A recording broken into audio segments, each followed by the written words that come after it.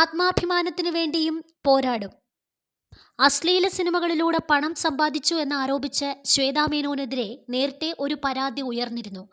തനിക്കെതിരെയുള്ള കേസിന് ഒരു ബേസ് ഉണ്ടായിരുന്നില്ല, ആരോ ഫണ്ട് ചെയ്ത പോലുള്ള കേസായിരുന്നു.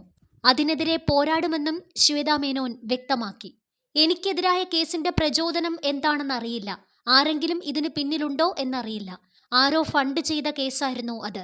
ഞാൻ പ്രതികരിക്കുമെന്ന് എല്ലാവർക്കും അറിയാം. എന്റെ കുടുംബത്തിനു വേണ്ടിയും ആത്മാഭിമാനത്തിനു വേണ്ടിയും ഞാൻ പോരാടും. കേസ് ഇപ്പോൾ കോടതിയിലാണ്, ശ്വേതാ മേനോൻ വ്യക്തമാക്കി. അമ്മ പ്രസിഡന്റ് പദവി വെല്ലുവിളി നിറഞ്ഞതാണെന്നും സംഘടനയിൽ ചർച്ചകളിലൂടെ മാറ്റങ്ങൾ നടപ്പാക്കുമെന്നും ശ്വേതാ മേനോൻ പറഞ്ഞു. കേസിലൂടെ ശ്വേതയെ തളർത്താനാകില്ലെന്നായിരുന്നു ശ്വേതയുടെ ഭർത്താവ് ശ്രീവത്സന്റെ പ്രതികരണം. കുടുംബാംഗങ്ങൾ എല്ലാവിധ പിന്തുണയുമായി കൂടെയുണ്ടെന്നും ശ്രീവത്സൻ വ്യക്തമാക്കി. അമ്മ സംഘടനയുടെ 31 വർഷത്തെ ചരിത്രത്തിൽ ആദ്യമായി പ്രസിഡന്റ് സ്ഥാനത്തേക്ക് ഒരു വനിത തെരഞ്ഞെടുക്കപ്പെടുന്നു.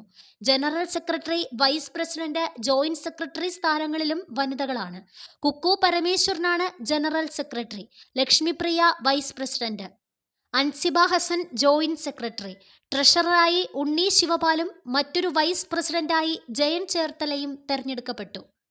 എക്സിക്യൂട്ടീവ് കമ്മിറ്റി വനിതാ വിഭാഗത്തിൽ അഞ്ജലി നായർ, ആശ അരവിന്ദ്, നീനു കുറുപ്പ്, സരയു മോഹൻ എന്നിവരും, പൊതുവിഭാഗത്തിൽ ജോയി മാത്യു, കൈലാഷ്, ഡോക്ടർ റാണി ഡേവിഡ് രാജ്, സന്തോഷ് കീഴാറ്റൂർ, സുജോയ് വർഗീസ്, ടിനി ടോം, വിനു മോഹൻ എന്നിവരും തെരഞ്ഞെടുക്കപ്പെട്ടു.